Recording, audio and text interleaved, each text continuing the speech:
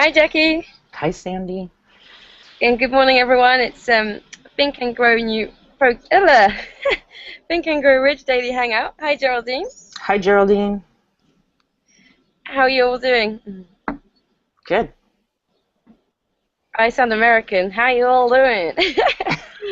So this is a daily hangout which is dedicated to the book Think and Grow Rich by Napoleon Hill, and also just unplugging from the matrix of lack and scarcity consciousness because of the book that he wrote where he researched all the most successful entrepreneurs about 100 years ago on the planet and interviewed over 500 of them over 25 years. So this book is really built on a wealth of interviews and observations and information.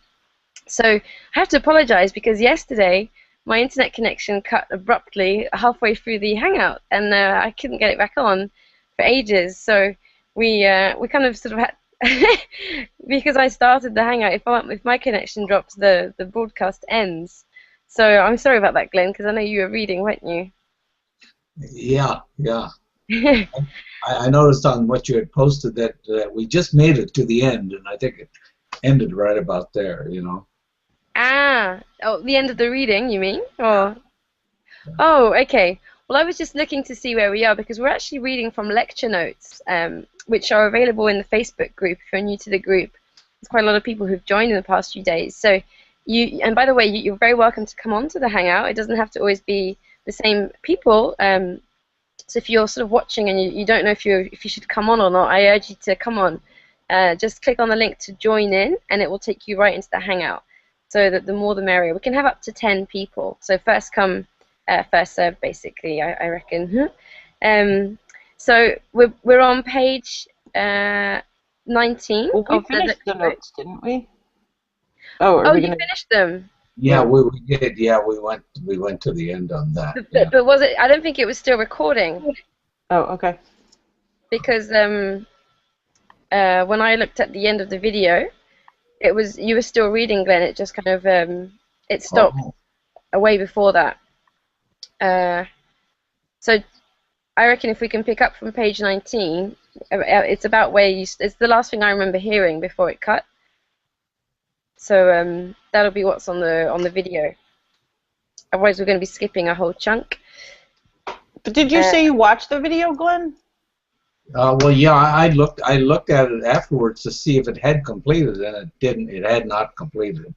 Oh, it Uh, didn't. Okay. Yeah, it can't. It's impossible for it to because if I end the broadcast when my connection cut. So would anybody like to read? Sure. You want to read again, Glenn? Yeah, I'll go back to 19 on here, right? Okay. Pick up.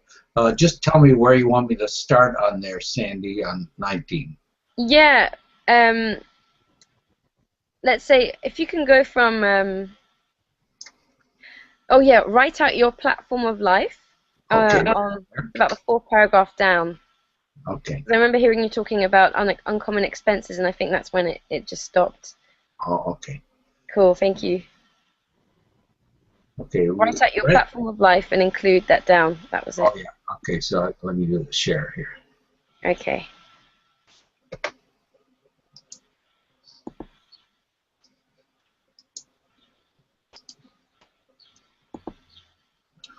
Okay, so here we are. Write out your platform of life and include that down under these minor purposes, the things that are related to your major purpose, the things that you're going to have to get in the step-by-step movement of towards your major purpose, and a definite plan for developing harmony in all of your relations, and especially these in the home where one works and one plays or relaxes. The human relationship plan is the most important one in connection with one's major aim, since the aim is attainable very largely through the cooperation of others. Have you ever thought of that? The things you do in life that are worthwhile have to be done through harmonious cooperation with other people. How are you going to get that harmonious cooperation if you don't cultivate people, if you don't understand them, and if you don't make allowances for their weaknesses? In your human relations, you can develop a marvelous relationship, but you can't do it by criticizing people, harping upon their faults, because we all have faults. The better thing to do is to talk about a person's virtues his good qualities. Napoleon has never seen a person so lowly that he didn't have some good qualities. If you concentrate upon these good qualities, that person will go out of his way and lean over backwards to make sure that you are not disappointed. One should not hesitate to choose a major aim which may be for the time being out of his reach. One may always prepare himself to attain pretty much any desired purpose in life. When Napoleon chose as his definite major purpose the organizing and taking to the world the first practical philosophy of individual achievement, it was way beyond his reach. An abundance of faith is what kept Napoleon striving and struggling on through 20 years of unproductive effort and research, in spite of the fact that the majority of the people he knew were criticizing him. He had to keep that faith alive by moving always as if he knew in advance that he was going to complete the task that Mr. Carnegie assigned to him. There were times when it looked as if Napoleon's friends and family were saying was absolutely true, and in a sense it was. He was wasting his time. From their viewpoint, Napoleon was wasting 20 years of his time, but from the viewpoint of millions of people who have benefited and will benefit by his work during those 20 years, he was not wasting his time. You can't fail unless you think you can. If you think you can fail, then you can. Our greatest demonstration of the universal application of the principle of definiteness of purpose may be seen by observing how nature applies it as follows, and there's a great string of application to the way nature moves with definiteness of purpose. If there's anything definite in the universe, it's the laws of nature. They don't deviate, they don't temporize, they don't subsidize. You can't go around them, you can't avoid them. However, you can learn their nature and adjust yourself to them and benefit by them. Nobody ever heard of the law of gravitation being suspended, not even for one fraction of a second. It has never been done and never will, because nature sets up throughout the whole universe is so definite that everything moves with precision like clockwork. If you want an example of the necessity of an individual moving with definiteness, you only have to have a smattering of understanding of the sciences to see the way that nature does things, and then you'll have that example. Isn't it a marvelous thing to know that the astronomers can sit down with a pencil and a few pieces of paper and predetermine hundreds of years in advance the exact relationships of given planets and stars, right where they'll be in relationship to one another in advance? You know they couldn't do that if there wasn't a purpose, a plan under which we were working. We won't find out what that purpose is as it relates to us as individuals. Napoleon is giving that little bit he picked up from his life and experiences so that you'll learn how to adjust yourself to the laws of nature in order that you may use those laws instead of allowing yourself to be abused by your neglect in using them.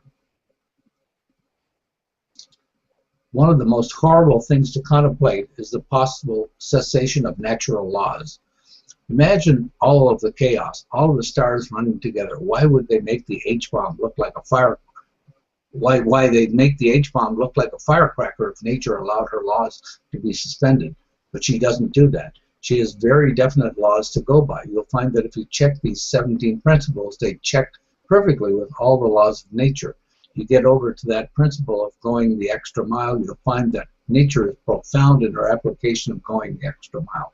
When she produces blooms on the trees, she doesn't product just enough to fill the tree. She produces enough to take care of all the damages, the winds, the storms. When she produces fish in the sea, she doesn't just produce enough to perpetuate the fish. She produces enough to feed the bullfrogs, the snakes, the alligators, and all the other things, and still have enough left to carry out her purpose. She has an abundance of things, over an abundance, and she also forces man to go the extra mile or else he'll perish. He would perish in one season if he didn't go the extra mile. If nature didn't compensate a man when he goes out and puts a grain of wheat in the ground by giving him back 500 grains to compensate him for his intelligence, we would starve to death in one season. If you do your part, nature does her part, and she does it in abundance, in superabundance. One of the strange things about nature is if you keep your mind focused on the positive side of life, it will become greater than the negative side. Always does that. If you keep your mind on the positive side, it will become greater than all the negatives that may try to penetrate your mind and influence your life. Look around and you'll find examples, living examples all around you of people that want to emulate and people you do not want to emulate. People that are failing, and people you'll be able to tell why they're failing. From this time on, you'll be able to use this philosophy as a measuring stick, and whenever you find a success or failure, you'll be able to lay your finger right on the cause of it. And that's the end. Good job, Glenn. Oh, cool. Thank you, Glenn. I have a plane going overhead. I can get the second one, and oh, sorry, it's really loud. The second set of notes, and cool. read a bit from those if you guys want. Yeah. I haven't uploaded it to the group yet. Okay, cool. I'll just open it. Because it might be nice to just keep reading a little bit more. Okay. Okay, thank you, Glenn, for doing that. I'll just read this because it's by the time I upload it, it'll take time. That's fine. People watching. Okay, so I'll screen share. So there's actually 5 parts to these lecture notes. So now we're on the second part. Okay, cool. So it's still your right to be rich. Can you guys see? Okay. Yeah, I see it. Okay, cool. Oh, Sandy, let me ask you something. When did he give these lecture notes? You know? Okay.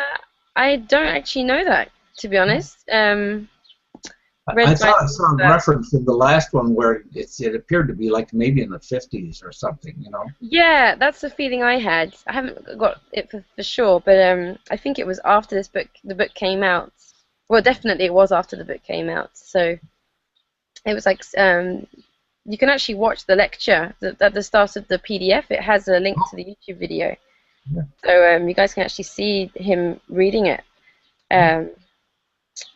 Okay, so now we are on number 2. So first of all, the first premise is that the mastermind principle is the medium through which one may procure the full benefits of the experience, the training, the education, the specialized knowledge, and influence of others as completely as if their minds were in reality one's own. Isn't that a marvelous thing to contemplate?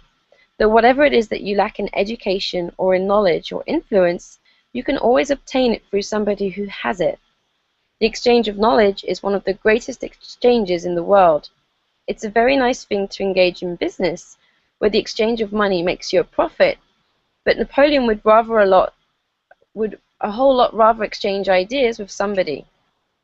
Thomas A. Edison was perhaps the greatest inventor the world has ever known.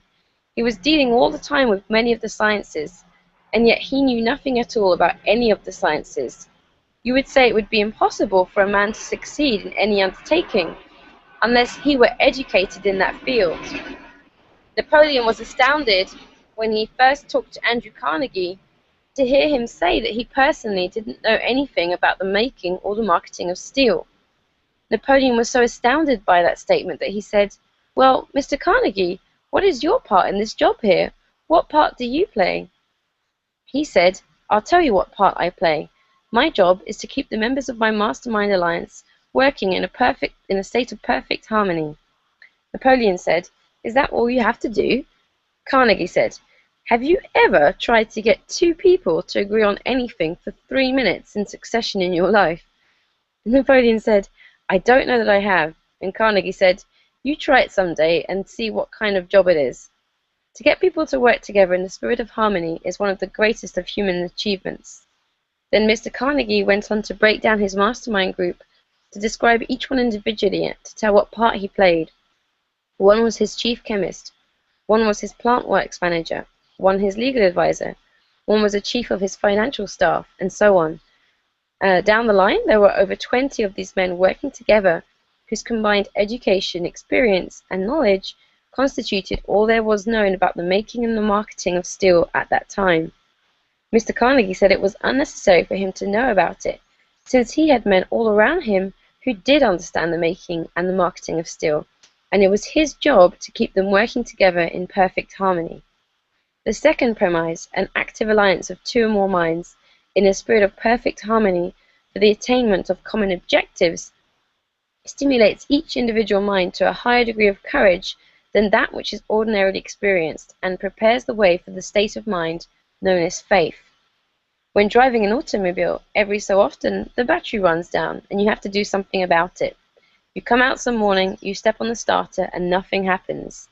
Napoleon knows of people who get out of bed in the morning and do the same thing. Nothing happens except they feel badly. They don't want to put on their shoes, they don't want to get dressed, they don't even want to eat breakfast.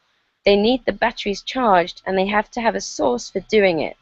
It's a mighty fine thing if the man gets up in the morning feeling like that, and if he can have a little talk with his wife, for instance, and if she's a good coordinator and she helps to charge his batteries. The chances are when he comes home that night, he will come home with all of the rabbit skins that he went out to get.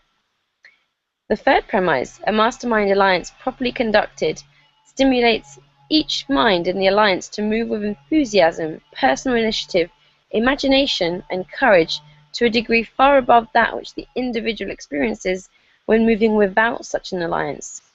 In Napoleon's own early beginning, he had a mastermind alliance of 3 people. He had an alliance with Mr. Carnegie and his stepmother. They nursed this philosophy through the stages when everybody else was laughing at Napoleon and making fun of him for undertaking to serve the richest man in the world for 20 years without any compensation. There was a whole lot of logic to what they were saying, because at that time he wasn't getting very much compensation out of it, in the way of money at least. There came a time, however, when the laughing was on the other side of the fence. But that took a long time, and there was plenty of blood and tears shed before Napoleon got to the point where he could laugh back at the people who laughed at him. The relationship between Napoleon's stepmother, Mr. Carnegie, and himself enabled him to offset all this fun-making that was thrown at him by Napoleon's relatives, his friends, and everybody who knew what he was engaged in. There are times when you undertake anything above mediocrity that you're going to meet with opposition. You're going to meet with people who chide you and poke fun at you. Most of them will be right close to you, and some of them perhaps your own relatives.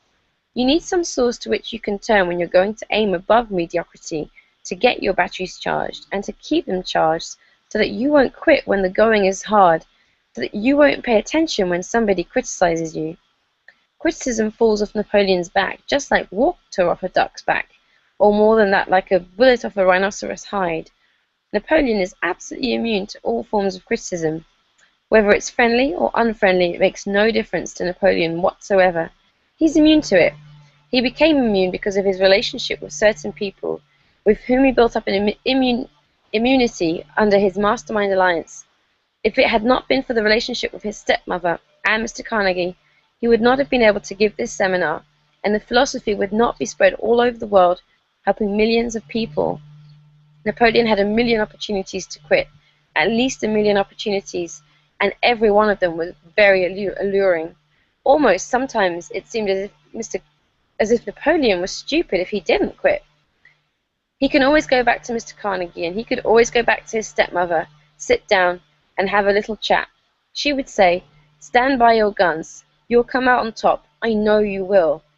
She once said, at a time when Napoleon didn't have 2 nickels to rub together, as his enemies were saying, she once said, "You are going to be the richest member of the Hill family, far and away. I know it. I can see it in the future." If you would take all of Napoleon's riches and put them together, he suspects that he has more riches than all of his relatives put together for 3 generations back on both sides of the house. That's true. His stepmother could see that. She could see what he was doing. It was bound to make him rich, in reference to those higher and broader riches that you'll find when you get to where you can render service to so many people. I'll keep going a little bit more. The 4th premise, to be effective, a mastermind alliance must be active. It must be active. You can't just form an alliance with somebody and say, "Now that's it, we've got it. I'm lined up with this person, that person, and the other person. We've got a mastermind alliance." It amounts to absolutely nothing until you become active. Every member of the alliance has got to step right in there and start pitching. Mentally, spiritually, physically, financially. Every way that is necessary. They must engage in the pursuit of a definite purpose, and they must move with perfect harmony. Do you know the difference between perfect harmony and ordinary harmony?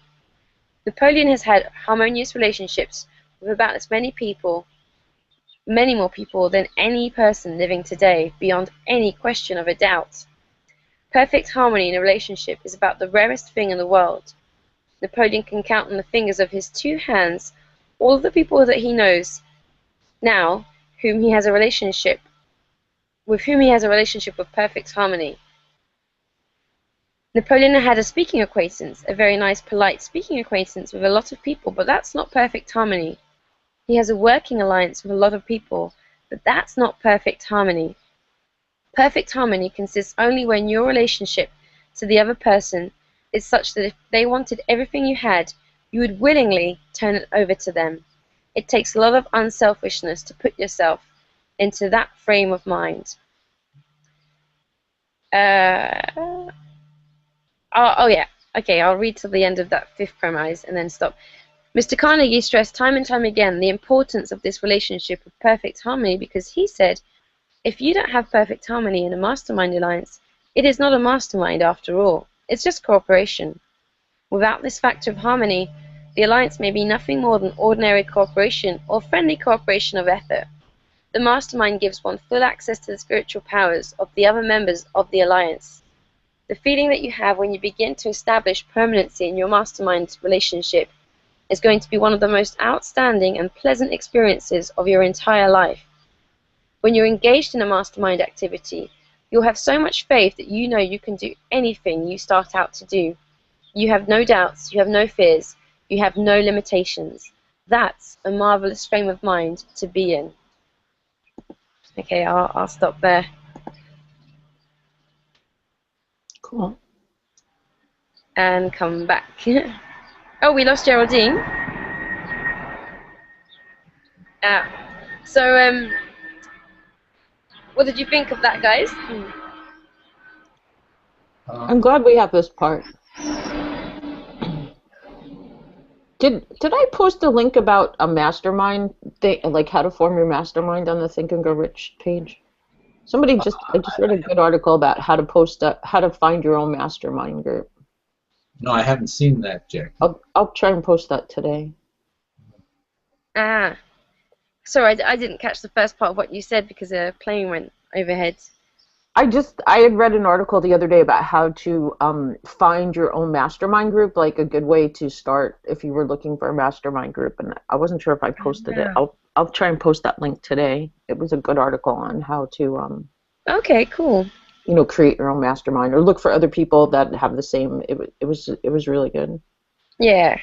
By the way, Sandy, when you were reading there was a wonderful little bird chirping in the background.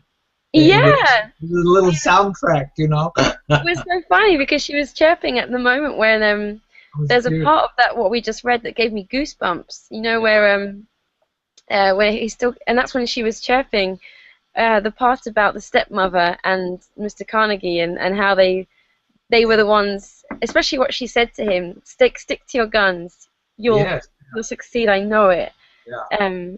I love that so much. I think so nature was participating in this. Today, it was beautiful. I didn't know if you guys would hear it. Because I had goosebumps from what I was reading, and then I could hear this little bird going, and then she stopped after that. Yeah. She was encouraging you. Yeah, exactly. Do you guys feel like you have someone that is like is like the aunt or Mr. Carnegie or someone who's there for you in that way? Sort of. My husband's very supportive, but there's other. But I think that I want to find like a specific mastermind group that's just like 3 people or 5 people, where we meet regularly and we discuss our goals and we move each other forward. Yeah. I think the word would be to create it, Jackie, rather than find it, because it seems to me that it's more like we can actively create them. We've got a message from Olga. Like you can seek out people to be in a mastermind, but it's not like we can just sort of stumble on a small group. Yeah. There are bigger groups, obviously. Yeah. Olga's saying, sorry, can I just check? Can you hear anything right now on my side? Is there interference? Yeah, we can hear the plane going overhead, but we can hear you okay. I can. Oh, okay. Okay, I wasn't sure if it was disturbing or not, because I'll mute myself otherwise next time. I think between 11 and 12 is like rush hour for the airport, so it's a really bad time for the hangout, unless I go inside, but I don't really want to go inside. Um, Olga just said, Olga Faber, hi Olga. She says, all those birds singing reminded me of Abraham saying that in birds we have non-physicals participating uh, by being our own mastermind. Oh, I think she means that it's like the birds we're saying they're part of our mastermind. Yes, I yeah, love that. kind of sharing, you know. Yeah. Yeah, exactly. And hello, because we have a message from someone who speaks only Russian. I don't know, I can't read the writing to know what their name is. But hello. um, so yeah, so how about you, Geraldine? Do you feel like you have someone around who can cheer you, who cheers you on? Mm.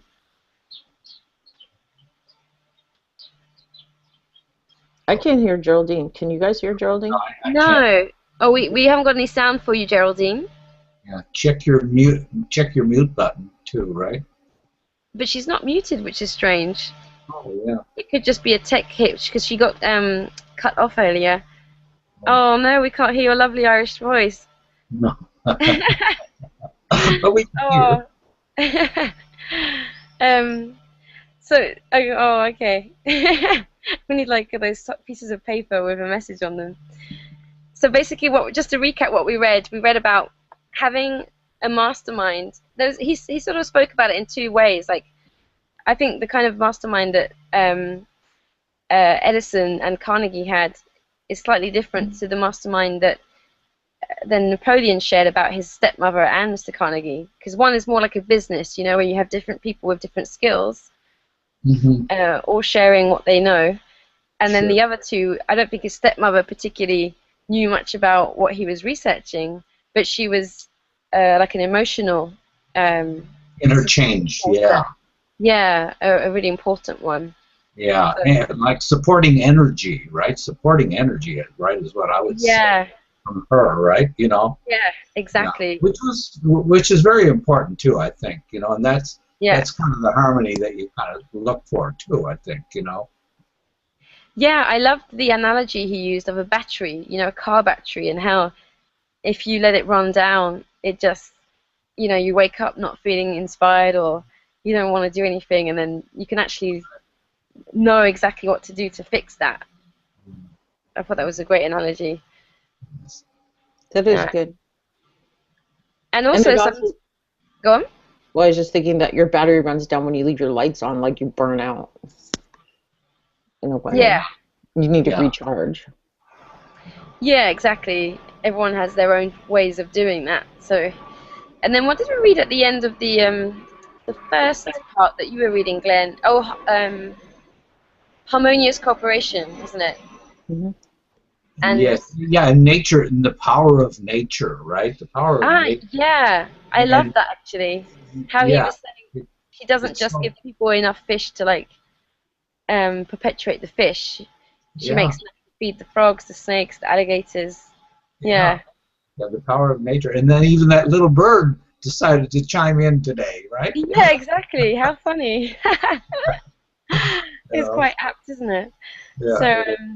so those are the two main things we can take away from today's reading is remembering the abundance of nature. Like that's the natural state of the universe, and that's why I believe that this group is so cool. You know, us meeting every day because this is a great way to recharge those batteries and to step out of that illusion that there isn't an abundance and that there isn't more than enough for everyone because there actually is. Yeah, there Um, is. Yeah, yeah, yeah. But and it's the other easy to thing, fall. It's easy to fall into the trap that there isn't, though, right? You know, I yeah, think, you know, it's very easy to fall into that, but it's just a trap, right? And you have to exactly. mentally work yourself out of it, you know. Yeah, exactly. I've watched people that had that very strong viewpoint and then sort of just stopped thinking about that and then and now become, you know, multiple six-figure Yeah, earners Sure. and you know there was plenty enough for them once they decided that they could have it. So it's that applies to all of us that make that choice. Sure. And sorry, Olga, I'm just seeing your comment about being our own mastermind. Yeah, she was pointing out the same thing that I was saying as well, that we create a mastermind rather than finding it. So, yeah, and that's quite exciting because then you can do things like ask the universe, Jackie, you know, like, okay, give me some signs, you know, where should I go? Who should I talk to? Where could this mastermind come out of? You know, who needs to be in it? And it's kind of like your top five. You know, everybody's always. It seems like I hear it repeatedly from multiple sources, just Yeah, over and over again about the top five people in your life that you spend the most time with. Well, yeah, they might not necessarily be in your mastermind, but it's just kind of about creating that positive energy and surrounding yourself with positive people. exactly. Yeah, it Yeah. makes such a big difference. It's like if you were, I think of it like this, like if you wanted to be happy and chirpy, it's a lot easier to do that if you're in a room that's painted yellow than in a room that's painted black. Like, and if you have people around you that are always focusing on problems and moaning and complaining, you can be the sunflower, but it's going to take more work than if you're Yes. surrounded by people doing that. Yeah, you have to put out a lot of extra energy, right? Totally. Yeah. I know we can all relate to that. Hey, I see you're doing your Zumba online, Sandy, too. Yeah, exactly. I can't wait. Very cool. Out here in this garden, actually. Hopefully there won't be any planes going. Yeah. Yeah, on Saturday. I'll sign up for it. Yeah. Oh, cool. Thank you. Yeah, because I found I actually miss it. I miss the sort of the magic of putting together a playlist and then having people dancing to it, Yeah. It's and fun. also the group aspect. You know, you can do stuff on your own, but I really like, as you can see, I Yeah. really believe the power of people. So, are you having like people come to your place and you're going to do it together? I missed this. No, I'm doing a hangout. I'm filming Online. Yeah. online. I did a couple already for friends, and basically I'm doing a class on the internet. I've got a Cool. website, and people can be at the class live, Uh-huh. or they can watch the video. I'm going to leave it online for about a week. It'll be private, but people can watch it in their own time as well, or they can go back and watch it again if they want to sort of look at specific moves and stuff. Cool. Yeah, yeah. Cool. Well, thanks for coming out, everyone. I'm sorry we couldn't hear you, Geraldine. I know. Oh, and thank you for reading again, Glenn. Okay, everybody have a great day, huh? Yeah, enjoy it. Make it a great day. See you. Bye bye. Au revoir.